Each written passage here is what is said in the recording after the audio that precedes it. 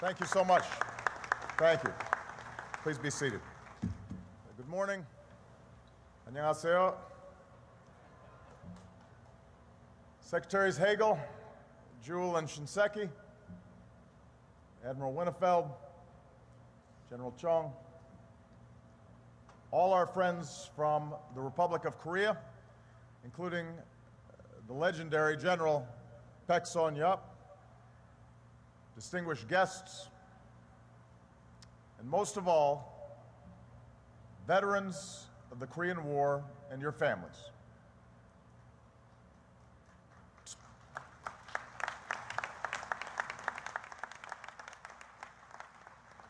To our veterans, many in your 80s, a few of you in your old uniforms, which still fit. Let me just say, you look outstanding, and I would ask that all United States, Republic of Korea, and other veterans who fought, I would ask those who can stand to please stand so that we can properly honor you here today.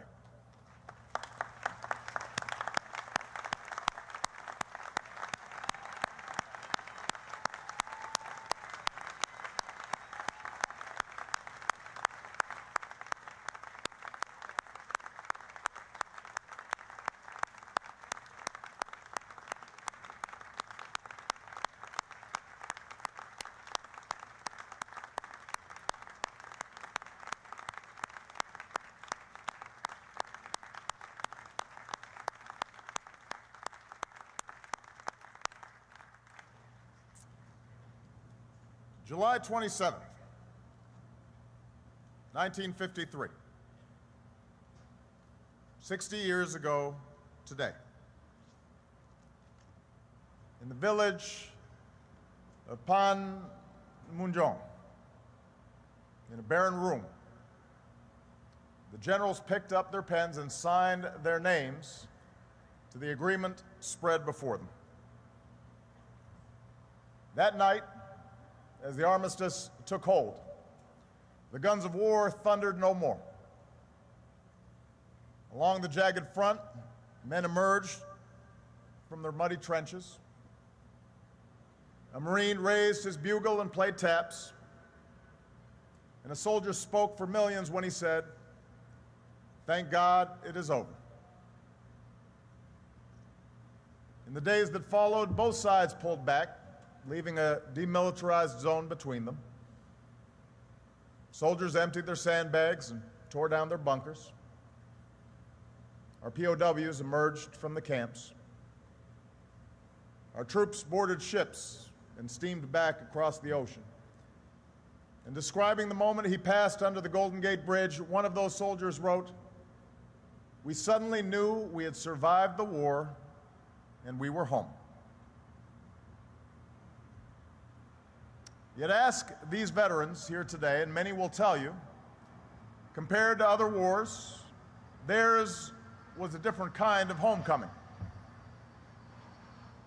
Unlike the Second World War, Korea did not galvanize our country.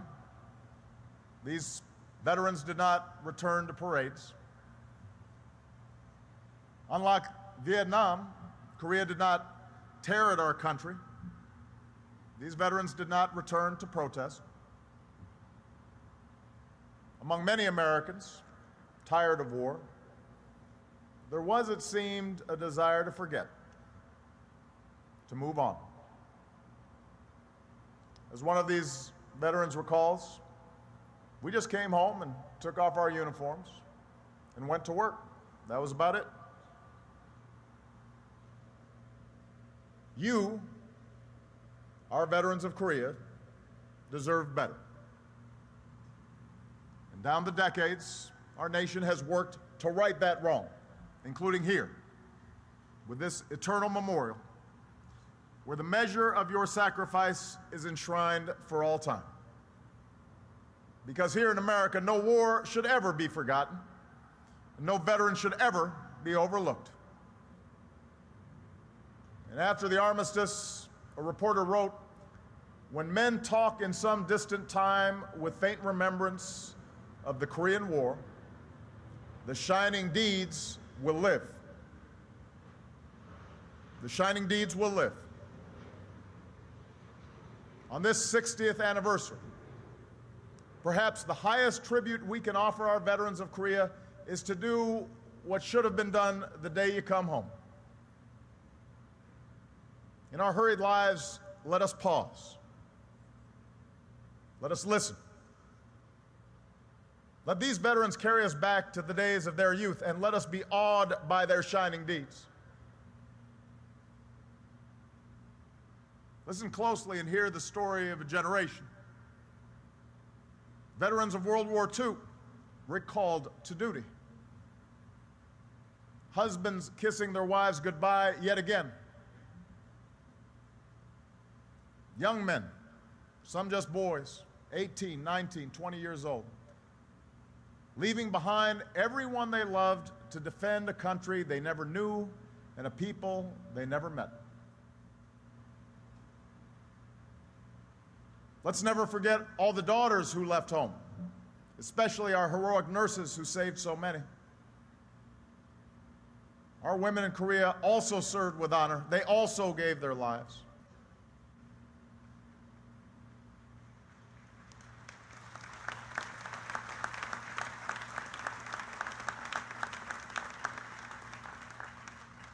Listen and hear how these Americans faced down their fears and did their duty.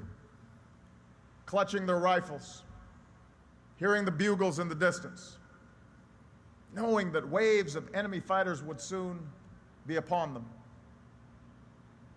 In ships offshore, climbing down the ropes into the landing craft, knowing some of them would not leave that beach.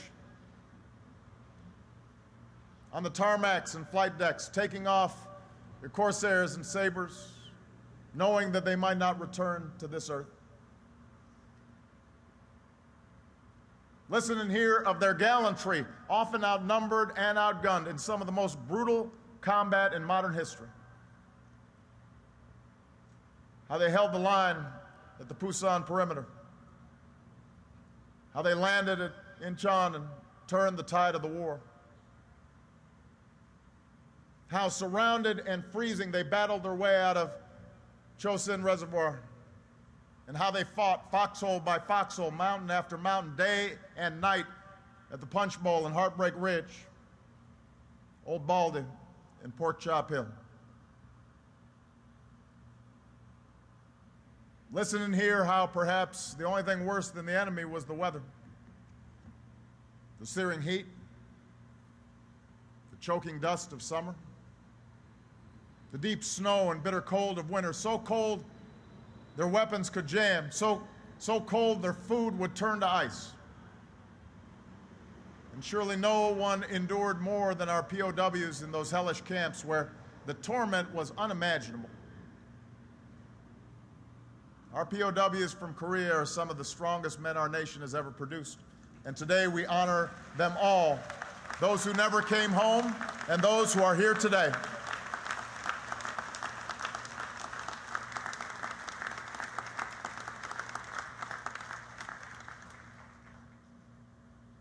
Listen to these veterans, and you'll also hear of the resilience of the human spirit. There was compassion, starving prisoners who shared their food. There was love, men who charged machine guns and reached for grenades so their brothers might live.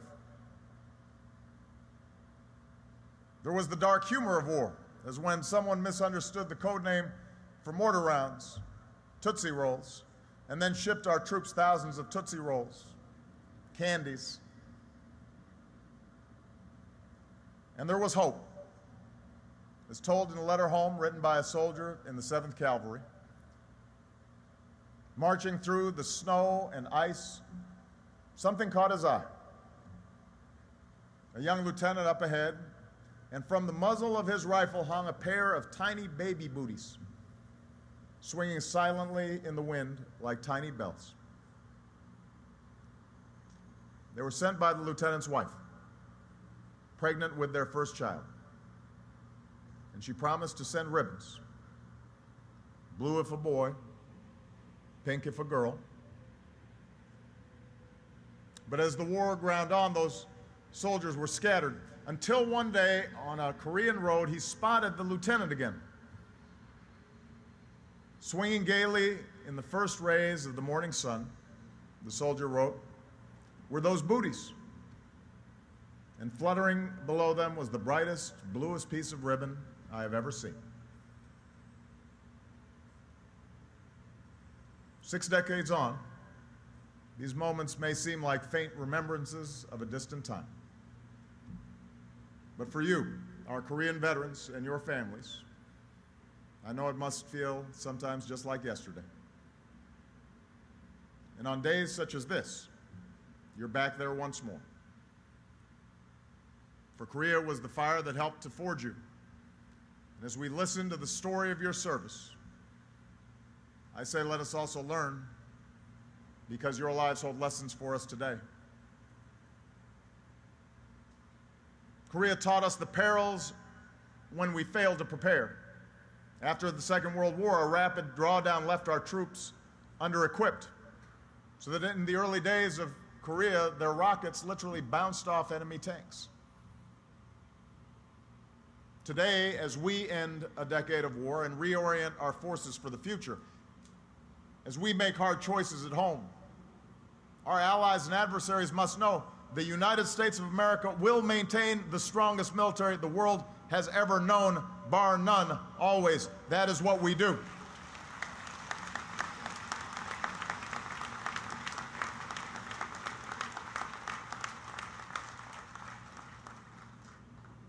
Korea taught us that as a people, we are stronger when we stand as one. On President Truman's orders, our troops served together in integrated units. And the heroism of African Americans in Korea, and Latinos, and Asian Americans, and Native Americans advanced the idea. If these Americans could live and work together over there, surely we could do the same thing here at home.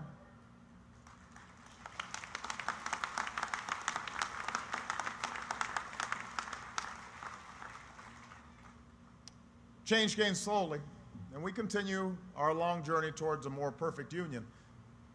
But for the great strides we have made toward the ideals of equality and opportunity, we must give thanks to our Korean War veterans who helped point the way. Korea reminds us that when we send our troops into battle, they deserve the support and gratitude of the American people, especially when they come home.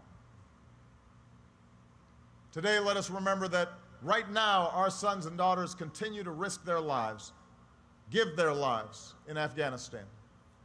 And as this war ends and we welcome them home, we will make it our mission to give them the respect and the care and the opportunities that they have earned.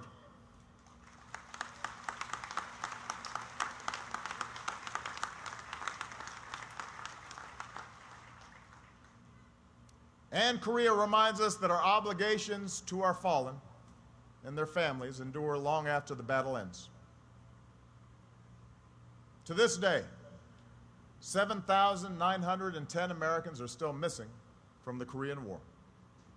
And we will not stop working until we give these families a full accounting of their loved ones.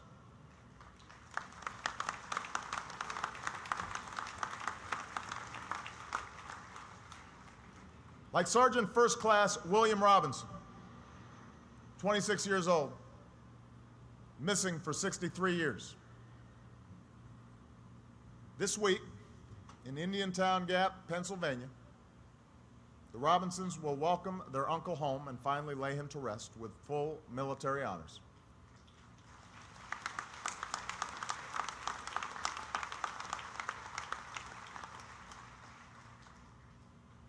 Freedom is not free.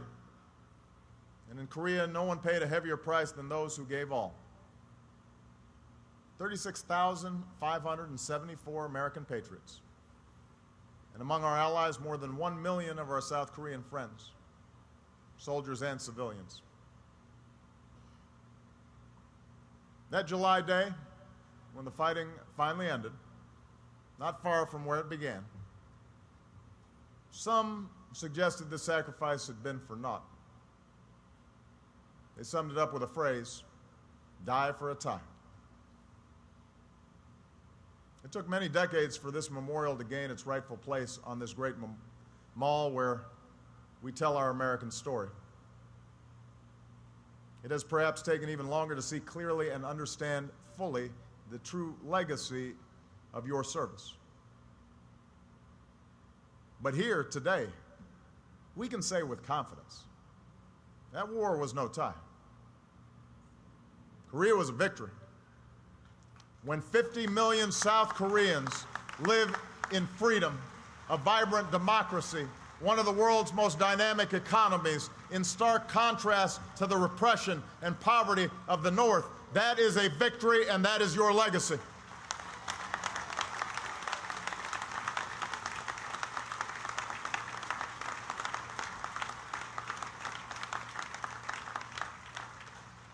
When our soldiers stand firm along the DMZ, when our South Korean friends can go about their lives knowing that the commitment of the United States to the security of the Republic of Korea will never waver, that is a victory, and that is your legacy. When our allies across the Asia-Pacific know, as we have proven in Korea for 60 straight years, that the United States will remain a force for peace and security and prosperity, that's a victory. That's your legacy. And for generations to come, when history recalls how free nations banded together in a long Cold War and how we won that war, let it be said that Korea was the first battle where freedom held its ground and free peoples refused to yield. That too is your victory, your legacy. Most of all, your legacy burns brightest right here, in a grateful nation that reveres you, in the loving families that cherish you, like that young soldier with those baby booties swinging from his rifle. Ever since the war, the story of that soldier has been passed among our Korean War vets. Some of you may have heard it before. And many may have wondered, what became of that soldier? Today, 6 decades later, we now know because we found him. His was Richard Shank from St. Louis, Missouri. For his valor in Korea, he earned the Silver Star. Yes, Dick survived the war. He returned home. He held his baby boy in his arms. He was able to be a father to his son. But this story doesn't end there, because like so many of you, Dick continued to serve in uniform. His son grew into a man, got married, had children of his own. Those children are now adults themselves, scattered across the country. And like so many American families, they still speak with pride of their grandfather's service in Korea. Today, Dick Shank lives in Gainesville, Florida, and I believe he's watching us this morning. He's 84 years old, recovering from a recent fall while roller skating. Life is short, he says, and I just keep on living it. And one of the ways he keeps living it is by meeting up every year with his buddies from Korea and recalling the time they shared together in that fight, which ended 60 years ago today. Veterans of the Korean War, in the spring of your youth, you learned how short and precious life can be. And because of you, millions of people can keep on living it in freedom and in peace. Your lives are an inspiration. Your service will never be forgotten. You have the thanks of a grateful nation, and your shining deeds will live now and forever. May God bless those who gave all in Korea. May God bless you and your families. May God bless the alliances that help secure our prosperity and our security, and may God continue to bless these United States of America. Thank you very much.